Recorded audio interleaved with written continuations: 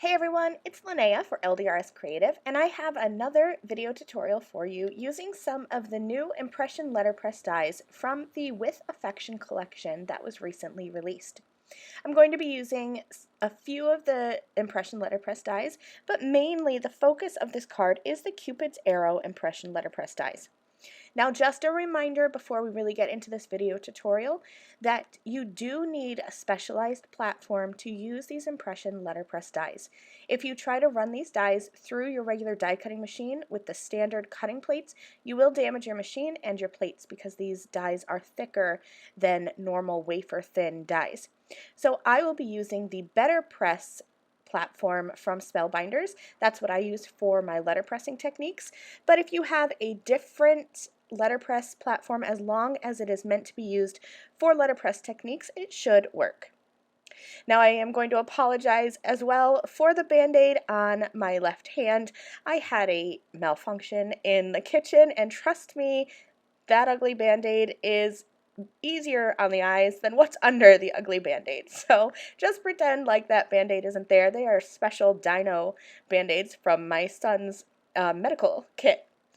I'm going to start with this Letterpress platform, and I have LDRS Creative watercolor cardstock. I just have a scrap piece that is left over from a previous project that I'm going to use my tape and tape that on to the top plate of this the Letterpress system. I'm going to then grab the Cupid's Arrow impression letterpress die, and you'll see there are two dies. One actually presses that Cupid image into my watercolor cardstock, and the other one, that's a wafer thin outline die. This card, you could make this a one-layer card and just press Cupid right into your design, but I wanted to have something popped up for just a little bit of dimension, so I'll be putting him through on this scrap piece of cardstock and then cutting him out.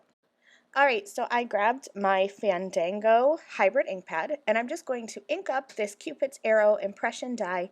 I like to use the edge of my ink pad and just kind of give it some light taps to cover that image. I don't like to press too hard. If you press too hard, the ink might get down into areas where it's not supposed to be. So I'm being careful, especially around areas like the arrow and the bow, where that's finer detail.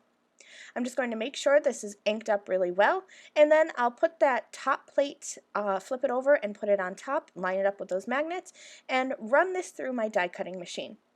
Now, even though this is a specialized platform, I do have a Spellbinders machine, so it goes through just fine.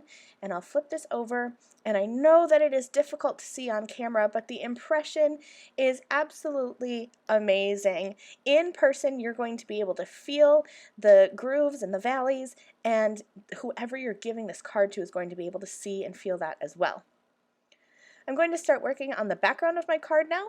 So I have one of the dies from the Flourishes impression letterpress dies, and I'm going to place that near the bottom of my Letterpress platform. I'm using those inner lines that have the A2 outline, and I'm just going to place that near the bottom. I'm going to be cutting the panel down later with a die, so it doesn't have to be perfect, but I do want it to be centered and straight. I'm going using that same Fandango ink pad so that it'll match and coordinate with the Cupid's Arrow. And I'm going to place a piece of watercolor cardstock. I'm using the Slimline watercolor pack from LDRS Creative. That's just what I have on hand. And I ran that through. Now, before I remove that die, I'm going to grab one of the sentiments from the Love and Friendship Sentiments impression letterpress dies, and I'm going to place that sentiment near that flourish. I know I want to have my sentiment centered, but I also want it to be right above that flourish, and so leaving that in place and lining that sentiment up lets me do that without having to think too hard about it. Now I'm switching over to my regular die cutting machine and die cutting plates, and I have that outline wafer thin die from the Cupid's Arrow impression die set, and I'm going to hold that in place with some low tack tape and run that through my die cutting machine. Now these dies cut super close to the image, so you do want to get your head right above that image and make sure that you have that centered as well as you can, and then run that through your die cutting machine like you normally would.